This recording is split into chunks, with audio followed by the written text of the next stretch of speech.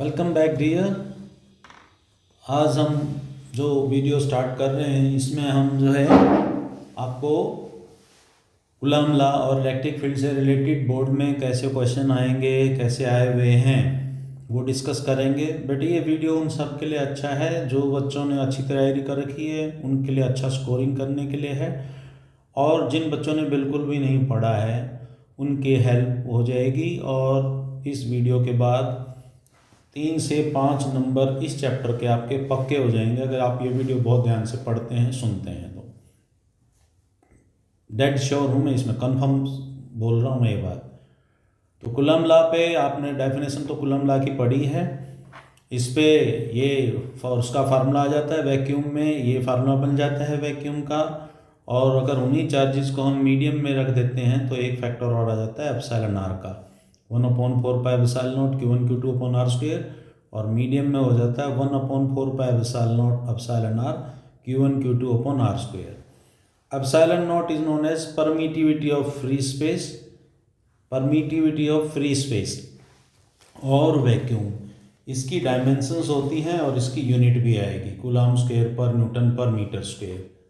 इसकी डायमेंशंस आपने epsilon nought की निकाल ली है, तो एप्सिलॉन नॉट की डायमेंशन आप इस फार्मूले से निकाल सकते हैं। जैसे एप्सिलॉन नॉट ऊपर लेके Q1 Q2 4πf into R square. Q1 Q2 charge का डायमेंशनल फार्मूला 80, फोर्स का mLT-2, आर के लिए आर स्क्वेयर के लिए एल स्क्वेयर आ जाएगा। और जब ये फाइनल फार्मूला बनेगा तो ऊपर जाके m-1 हो जाएगा, l-3 हो जाएगा, T⁴ और a square. Epsilon not permittivity का ये फार्मूला सीबीएसई में तो नहीं आता, लेकिन हरियाणा बोर्ड में काफ़ी बार आया हुआ है। डायमेंशनल फार्मूला सीबीएसई में नहीं पूछते हम, लेकिन हरियाणा बोर्ड में ये पूछते हैं, एचबीएसई में। और अब आते हैं वर्ड डाइलेक्ट्रिक कांस्टेंट पे। ये था permittivity of vacuum, it is universal constant. और अब दूसरा आया डाइलेक्ट्रिक कांस्टेंट का दूसरा नाम रिलेटिव परमिटिविटी भी है, इसको एप्सिलॉन आर से लिखते हैं। इन्हीं दो फार्मूले से एप्सिलॉन आर हो जाता है ratio of permittivity of medium to the permittivity of free space. और relative permittivity also defined as ratio of force between the two charges placed at a separation in vacuum to the force between the similar charges placed at same distance in a medium। तो epsilon R ये आपके पास ratio दो definition dielectric constant की बन जाती हैं। Is it a universal constant? No, it is medium dependent constant. हर एक मीडियम का अलग अलग आपके पास डाइलेक्ट्रिक कांस्टेंट बनेगा। और is it a dimensional constant? No, it is dimensionless constant. यही क्वेश्चन आपके पास बार बार पूछ रखे हैं इस डाइलेक्ट्रिक कांस्टेंट पे। मोस्ट इंपॉर्टेंट पार्ट है बेटा ये डाइलेक्ट्रिक कांस्टेंट का। आप सीबीएसई के पेपर उठा के पीछे से देखोगे तो जरूर कुछ ना कुछ इसमें पूछा हुआ होगा एक नंबर में। ये ऑब्जेक्टिव क्वेश्चन की मैं बात कर रहा हूँ बेटे। डाइलेक्ट्रिक कांस्टेंट की जैसे जैसे हम आगे पढ़ेंगे तो दो डेफिनेशन तो यहाँ से बन जाती हैं। एक वो डाइलेक्ट्रिक वाले में, कैपेसिटेंस वाले चैप्टर में बन जाती है, ratio of capacity of a parallel plate capacitor when some medium is placed between the plates of the capacitor, C/C0। वहाँ से डाइलेक्ट्रिक कांस्टेंट की एक डेफिनेशन कैपेसिटी वाले से भी आ जाती है, C/C0 एप्सिलॉन आर, C/C0। और एक आपके पास डाइलेक्ट्रिक फील्ड आ जाता है, epsilon R is the ratio of applied electric field to the net field passing through the dielectric, E reduced. एक ये तो चार डेफिनेशन डाइलेक्ट्रिक कांस्टेंट की बनती हैं और मोस्ट इंपॉर्टेंट ये पार्ट है।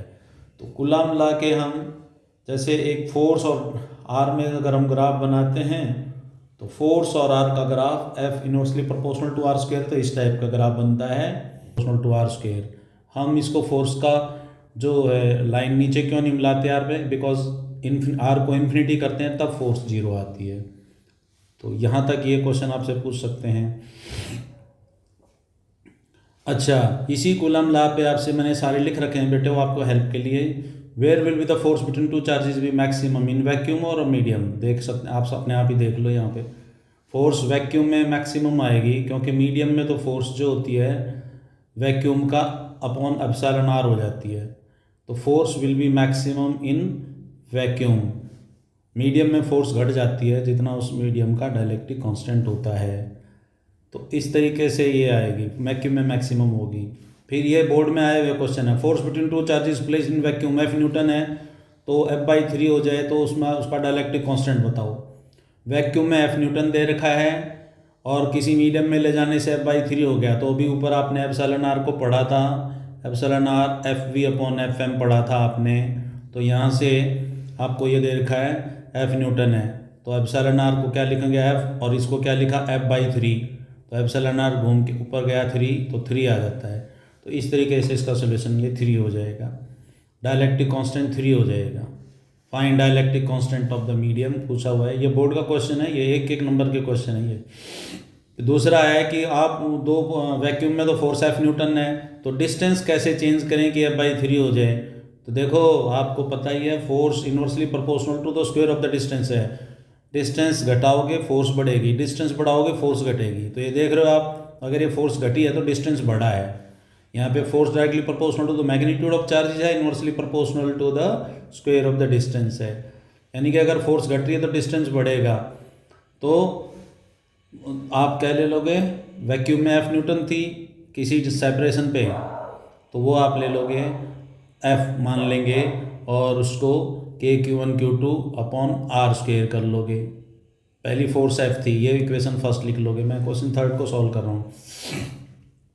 और फिर दूसरी फोर्स रह जाती F/3, तो R की बजाय जब आप उसको ले लोगे FQ1Q2/D² कर लोगे। तो इसको सॉल्व जब करेंगे तो सेपरेशन बढ़ेगा, तो डिवाइड कर दो, फर्स्ट डिवाइडेड बाई सेकंड, तो 3 फर्स्ट डिवाइडेड बाई सेकंड, तो यहाँ पे आपके पास जब सॉल्व करोगे तो D आपके पास √3R आ जाएगा भाई। इस तरीके से D बढ़ गया तो फोर्स घट गई। प्लॉट, ये सब मैं जो भी क्वेश्चन डिस्कस कर रहा हूँ बेटे, ये बोर्ड में आए हुए क्वेश्चन हैं। आप अगर इनको सबको कर लेते हैं तो आप अच्छा स्कोर करेंगे, और जिसकी जो अभी तक पढ़ा नहीं है ढंग से उसके भी अच्छे नंबर आ जाएंगे। Plot graph between force and the two charges and separation between the two, ये मैंने आपको पहले दिखा दिया, इनवर्सली प्रोपोर्शनल आ जाता है। इस तरीके से फोर्स और आर का बीच का ग्राफ इस तरीके से आता है। और पूछते हैं कि हम फोर्स का जो लाइन है वो नीचे क्यों नहीं मिलाते आर पे, क्योंकि इन्फिनिटी पे जाके फोर्स 0 होती है, इसलिए नहीं मिलाते हैं।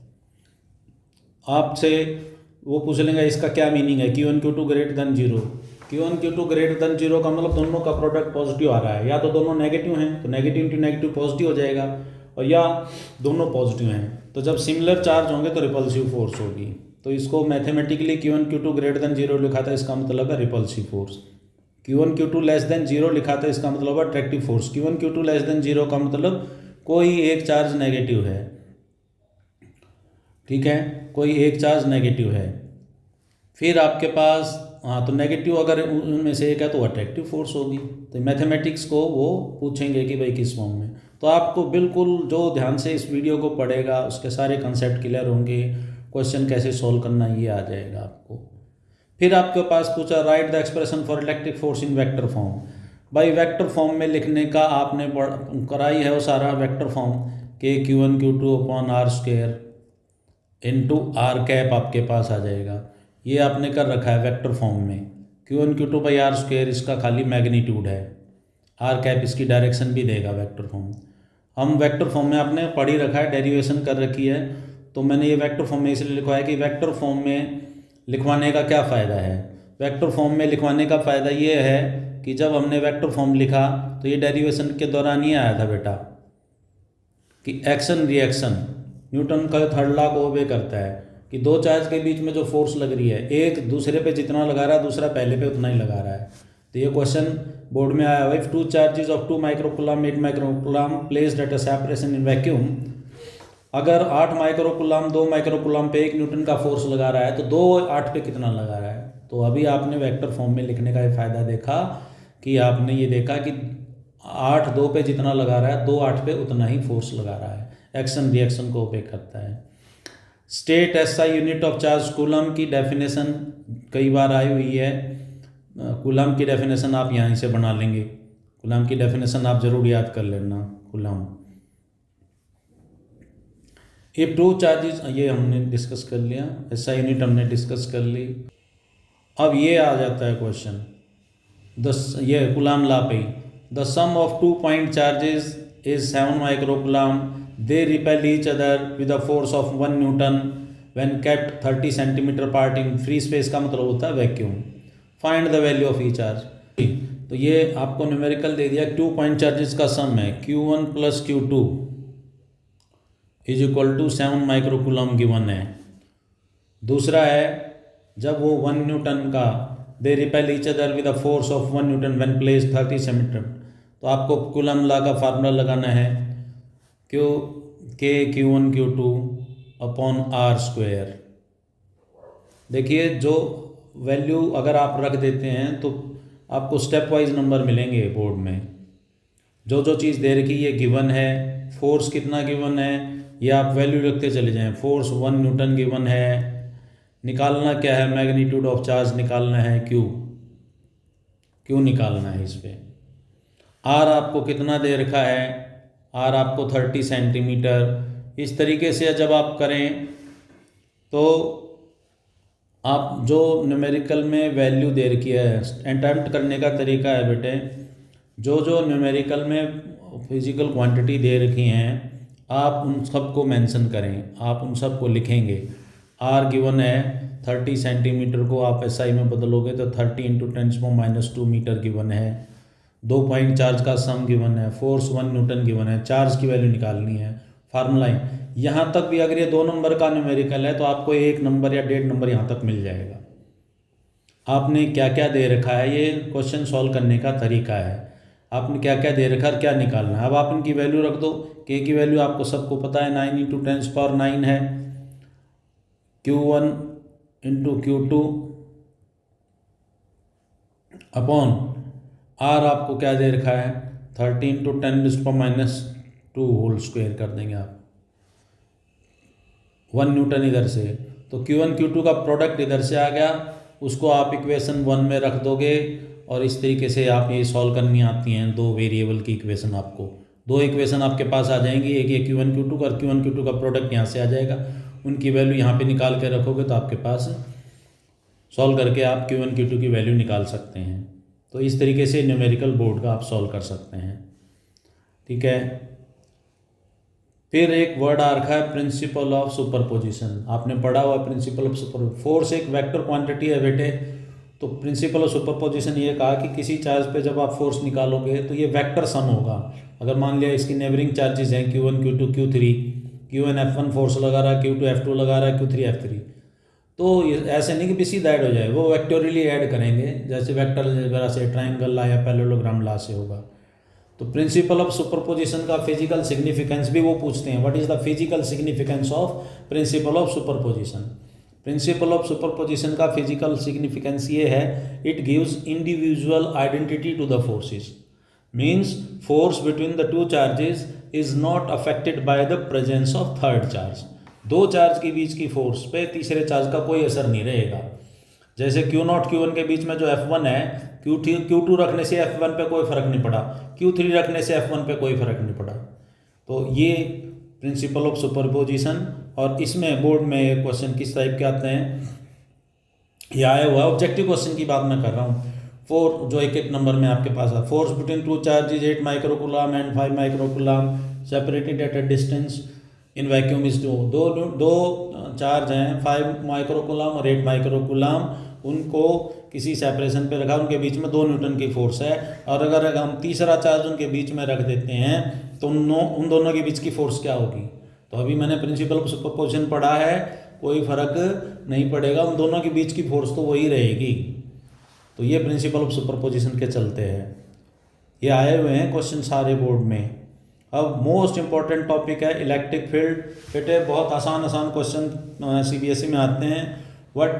2 नंबर का एक मैं पूरा क्वेश्चन बोल रहा हूँ, state and explain electric field intensity and its unit, और इजी टेस्ट स्केलर और वेक्टर क्वांटिटी, ये 2 नंबर का है। तो डेफिनेशन 1 नंबर की होगी, electric field intensity at a point is defined as force experience by test charge placed at that point. इसकी unit newton per coulomb बन जाएगी। Yes it's a vector quantity and it acts in the direction in which test charge experience force.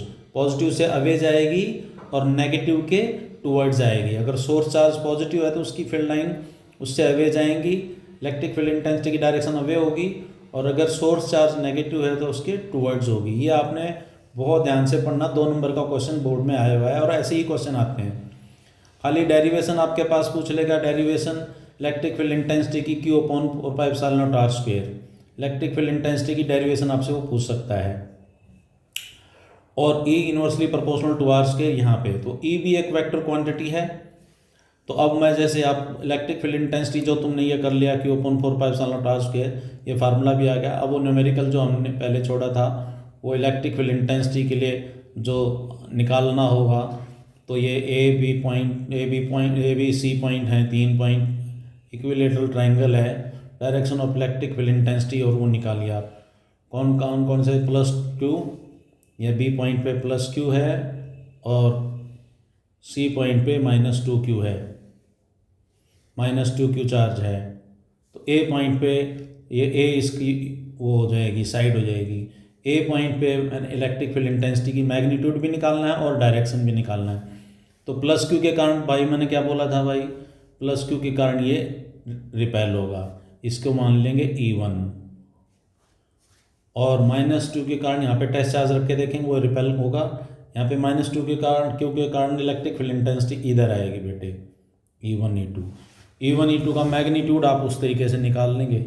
E1 का magnitude क्या आ जाएगा, KQ upon a² आ जाएगा, जो अभी आपने करा था, K 1/4πε0 होता है। E2 का मैग्नीट्यूड क्या आ जाएगा, 2KQ अपॉन a²। ये मैग्नीट्यूड आ गया E1 E2 का। तो E नेट इसके बीच में आ जाएगा, ये आपके पास 60 डिग्री है, तो E नेट आपके पास क्या बनेगा,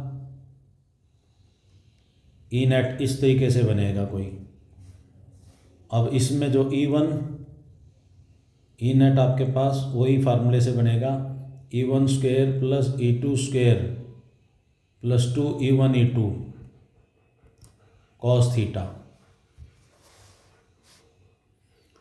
2 E1 E2 cos थीटा। अब cos थीटा कितना है बेटे, अंदर इक्विलेटरल ट्रायंगल है तो 60 60 60 होता है अंदर, तो ये पूरा एंगल कितना है, 120 डिग्री। तो यहाँ से थीटा आप 120 रख दोगे तो E नेट की वैल्यू आ जाएगी, और ये E नेट की डायरेक्शन इस तरीके से आप निकाल लेंगे बीटा किसी भी एक के साथ। ये न्यूमेरिकल आप इस तरीके से सॉल्व कर लेंगे फैक्टोरियली। 3 नंबर में इस टाइप का न्यूमेरिकल आएगा बेटा। अब इलेक्ट्रिक फील्ड पे मोस्ट इम्पॉर्टेंट जो क्वेश्चन बहुत ज़्यादा बार आते हैं, state and explain electric field line and their properties, उसकी प्रॉपर्टी पे कोई ना कोई क्वेश्चन आपका बनेगा ही बनेगा। इलेक्ट्रिक फील्ड इंटेंसिटी में कोई ना कोई क्वेश्चन आपका बनेगा ही बनेगा। जैसे बहुत ज़्यादा बार रिपीटेड पूछा गया है question, why do electric field lines never intersect. You know electric field intensity is a vector quantity. At the point of intersections there will be 2 direction which is not possible for a vector quantity। सब निरटा भी होगा, ये बहुत ज़्यादा बार आपके पास आता है। ये बोर्ड में एक क्वेश्चन आ रखा था कि पॉइंट चार्ज Q है, किसी कंडक्टिंग प्लेट के साथ किसी डिस्टेंस पे रखा हुआ है +2, तो इलेक्ट्रिक फील्ड लाइन ड्रॉ करके दिखाओ। तो कंडक्टिंग प्लेट पर जो इलेक्ट्रिक फील्ड लाइन आप दिखाओगे परपेंडिकुलर दिखाओगे। आपको पता है electric field lines emanate and terminate perpendicularly on a conducting surface और a conductor. Surface of conductor पे इलेक्ट्रिक फील्ड लाइन परपेंडिकुलरली जाती है। तो ये प्रॉपर्टी के चलते ये क्वेश्चन बोर्ड का आपने सॉल्व किया। Which is correct electric field line passing through a conducting sphere. एक कंडक्टर दे रखा है, मुझे 3 इलेक्ट्रिक फील्ड लाइन दे रखी हैं, इनमें से कौन सी करेक्ट होगी। तो आपको पता है इलेक्ट्रिक फील्ड लाइन पास नहीं होती है कंडक्टर से, तो सेकंड भी नहीं दिखा रहे, लेकिन थर्ड में उसने और स्पेसिफिक कर दिया, 90 डिग्री पे दिखा दिया थर्ड लाइन। तो third is the correct representation, third line. आपने पढ़ रखी कंडक्टर से इलेक्ट्रिक फील्ड लाइन पास नहीं होती, तो तुम कहोगे सर सेकंड भी तो नहीं हो रही, लेकिन सेकंड में उसने एंगल नहीं दिखाया, लेकिन थर्ड में उसने एंगल स्पेसिफिकली एंगल करके दिखाया कि 90 डिग्री। तो वो प्रॉपर्टी, दोनों प्रॉपर्टी ये पूरी होगी कि इलेक्ट्रिक फील्ड लाइंस एमानेट और terminate perpendicularly from a conducting surface, वो पूरी हो गई इसमें। और electric field line do not pass through a conductor, तो दोनों प्रॉपर्टी इसमें पूरी हो रही है इलेक्ट्रिक, तो थर्ड करेक्ट रिप्रेजेंटेशन है। अब ये इलेक्ट्रिक फील्ड लाइंस की वो प्रॉपर्टी है, इलेक्ट्रिक फील्ड लाइन जहाँ पे स्ट्रॉन्ग होती है तो strong electric field line is represented by closely spaced electric field lines, और weak electric field is represented by widely spaced electric field line. तो इस प्रॉपर्टी पे तो ये क्वेश्चन दे रखा है, तो इसमें से ऑप्शन आपने छांटना है। तो ये ए पॉइंट है, ये बी पॉइंट है, ये सी पॉइंट है, तो आपके पास कौन सा करेक्ट ऑप्शन है? ई ए और ई सी करेक्ट है, ये पास पास हैं, और बी वाला फार है, तो ई ए ई सी करेक्ट है, ये ई बी से ग्रेटर होगा। ये HBSC में भी आया हुआ क्वेश्चन और CBSE में भी आया हुआ ये क्वेश्चन।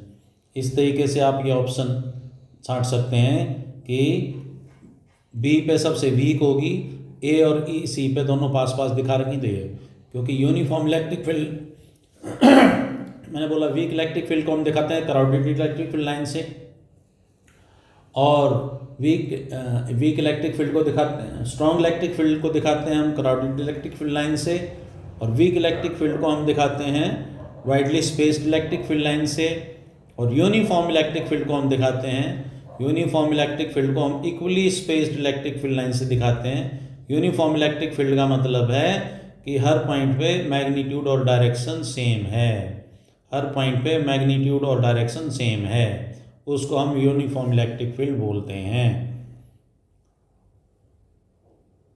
एक इलेक्ट्रिक डायपोल, एक स्टेट में आ रखा था एक बार, define electric field intensity its unit and its direction, 2 number का। उसी के दूसरे सेट में आया था state and explain electric dipole movement, is it a scalar और vector quantity, what is its unit. तो इलेक्ट्रिक डायपोल को pair of equal and opposite charges separated by small distance known as electric dipole. Mathematically कहीं पे ऐसे लिखा हो Q1 plus Q2 is equal to 0, what does it represent? It represents the equation of electric dipole, Q1 is equal to minus Q2, equal and opposite charge। तो ये mathematically electric dipole को Q1 plus Q2 is equal to 0 लिख सकते हैं। Dipole moment आपको पता ही, minus Q plus Q के बीच में जो सेपरेशन 2a, जनरली सारे डिस्टेंस सेंटर से मेजर करते हैं, तो डेरिवेशन करते वक्त वो a/2 लिखना कन्वीनियंस नहीं होता, इसलिए 2a लिख देते हैं। और डायपोल मोमेंट को हम p से रिप्रेजेंट करते हैं, स्मॉल p से वेक्टर, और इसकी डायरेक्शन नेगेटिव टू पॉजिटिव होती है। डायपोल मोमेंट का मैग्नीट्यूड 2aq ले लेते हैं, कूलम मीटर इसकी यूनिट बन जाएगी। तो ये 2 नंबर में आपको क्वेश्चन आया हुआ, बहुत आसान क्वेश्चन आते हैं CBSE में या बोर्ड में, चाहे HBSC हो चाहे CBSE हो। अगर जिसके कंसेप्ट क्लियर हैं वो कंसेप्चुअल क्वेश्चन भी सॉल्व कर पाएगा, और न्यूमेरिकल मैंने सॉल्व करने का तरीका बता ही दिया। जो न्यूमेरिकल में फिजिकल क्वांटिटी दे रखी वो सारी लिख दो, जो निकालनी है उसके आगे क्वेश्चन मार्क लगा दो, और किस से निकलेगी वो फार्मूला लिख दो, तो आपको फिर भी नंबर मिलेंगे। अगर सॉल्यूशन गलत भी होगा तो, अगर कैलकुलेशन गलत भी होगी तो भी आपको नंबर मिलेंगे। अब मोस्ट इंपॉर्टेंट डेरिवेशन मैं इसलिए लिख रहा हूँ इसमें, क्योंकि वो बच्चे पूछते हैं क्या पढ़ें, कितना पढ़ें, ये इसलिए मैं ये वीडियो बना रहा हूँ। तो आपको मोस्ट इंपॉर्टेंट डेरिवेशन आप कर लेंगे बेटे, कौन सी? एक्सेल लाइन पे और इक्वेटोरियल लाइन पे। आप देखोगे ना पिछले 10 साल में 6-7 बार ये आ रखा होगा क्वेश्चन, जरूर हर बार आता ही आता है। तो एक्सेल लाइन पे और इक्वेटोरियल लाइन पे आप जब डेरिवेशन कर लोगे आपको पता लग जाएगा। एक्सेल लाइन पे electric field intensity equatorial line से डबल आती है, एक्सेल लाइन पे इलेक्ट्रिक फील्ड इंटेंसिटी उसके पैरेलली आती है डायपोल मोमेंट के, और इक्वेटोरियल लाइन पे electric field intensity dipole moment के अपोजिट में आती है। डायपोल मोमेंट है नेगेटिव से पॉजिटिव, और इलेक्ट्रिक फील्ड लाइन उसके अपोजिट आती है, 180 डिग्री एंगल बनता है। एक आप ये torque acting on the electric dipole वाला डेरिवेशन भी करोगे कि जब भी हम किसी यूनिफॉर्म फील्ड में डायपोल को रखते हैं तो उस पर टर्निंग इफेक्ट आता है, टॉर्क आता है, उसको रोटेट कराता है। इसमें आपको पॉइंट्स पूछेंगे, वो की पॉइंट, स्टेबल इक्विलिब्रियम क्या होता है, अनस्टेबल इक्विलिब्रियम क्या होता है, और बोर्ड में पूछा हुआ था कि so that net translatory force acting on a dipole placed in uniform electric field is 0। अरे भाई ये यूनिफॉर्म इलेक्ट्रिक फील्ड है, मैंने अभी बताया, और ये माइनस क्यू चार्ज हो गया, ये इधर ये प्लस क्यू चार्ज हो गया, तो वो उसको फोर्स इधर लगेगी, ये फोर्स इधर लगेगी, F1 F2। तो ये बोर्ड में क्वेश्चन आया हुआ था, F1 is equal to minus F2 है ही, क्योंकि प्लस क्यू पे तो फील्ड की डायरेक्शन में ही लगती है, और माइनस क्यू पे फील्ड के अपोजिट लगती है भाई। तो F1 plus F2 equal to 0, ये यहाँ तक सॉल्व हो गया। Net translatory force acting on a dipole placed in uniform electric field is 0। ये टॉर्क की डेरिवेशन, इस पे न्यूमेरिकल जरूर कर लेना, बोर्ड में न्यूमेरिकल भी आए हुए हैं इस पे। Torque is equal to P sine theta पे। स्टेबल इक्विलिब्रियम क्या होता है, अनस्टेबल इक्विलिब्रियम क्या होता है, कंसेप्चुअल क्वेश्चन याद कर लेना। ऐसे ही पोटेंशियल, इससे अगला ये article potential energy stored in electric dipole है placed in uniform electric field, उसका ये फार्मूला बन जाता है। स्पेशल कंडीशन में θ1 0, θ2 को थीटा करके u को हम यहाँ पे -p.e भी लिख देते हैं, और इस पे न्यूमेरिकल भी आ जाता है और कंसेप्चुअल क्वेश्चन भी आता है। और इसमें एक minimum potential energy, maximum potential energy state कौन सी होगी वो भी आता है। मिनिमम पोटेंशियल एनर्जी स्टेट कौन सी होगी, जब डाइपोल फील्ड के पैरेलल में है। मैक्सिमम पोटेंशियल एनर्जी स्टेट कौन सी है, जब वो उसके एंटी पैरेलल है। अगला टॉपिक है इलेक्ट्रिक फ्लक्स का। Anything which flows known as flux. तो इलेक्ट्रिक फील्ड लाइन को बोलते हैं electric flux, magnetic field line को मैग्नेटिक फ्लक्स, और जो लाइट्स में ऑप्टिक्स में लिखती हैं वो luminous flux. Anything which flows is known as flux. Flux को हम फाई से लिखते हैं, सब ने डेरिवेशन रख रखी है इसकी। Phi is equal to E A cos theta. Flux can be positive negative zero. Flux is a scalar quantity. Volt metre और newton per coulomb metre square इसकी यूनिट बन जाती है। वोल्ट मीटर कहाँ से बनी, क्योंकि जब हम अगले चैप्टर में पोटेंशियल वाले में देखेंगे relation between electric field intensity and potential gradient.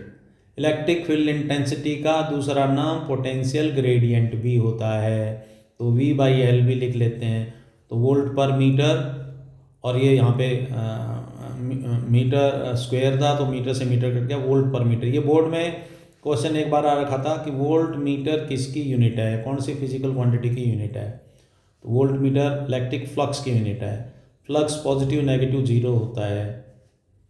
Gauss theorem, ये बड़े बड़े क्वेश्चन जो मैं बोल रहा हूँ, ये डेरिवेशन जो मैं पहले कहा कि ये डेरिवेशन आप जरूर करके जाएंगे। गॉस थ्योरम में जिसकी जितनी भी एप्लीकेशन है वो लीनियर चार्ज डिस्ट्रीब्यूशन के कारण इलेक्ट्रिक फील्ड इंटेंसिटी निकालना, या इनफाइनाइट सीट के कारण इलेक्ट्रिक फील्ड इंटेंसिटी निकालना, या यूनिफॉर्मली चार्ज स्फीयर, कंडक्टर का अलग होगा और उसका इंसुलेटर का अलग होगा, उसके कारण इलेक्ट्रिक फील्ड इंटेंसिटी निकालना।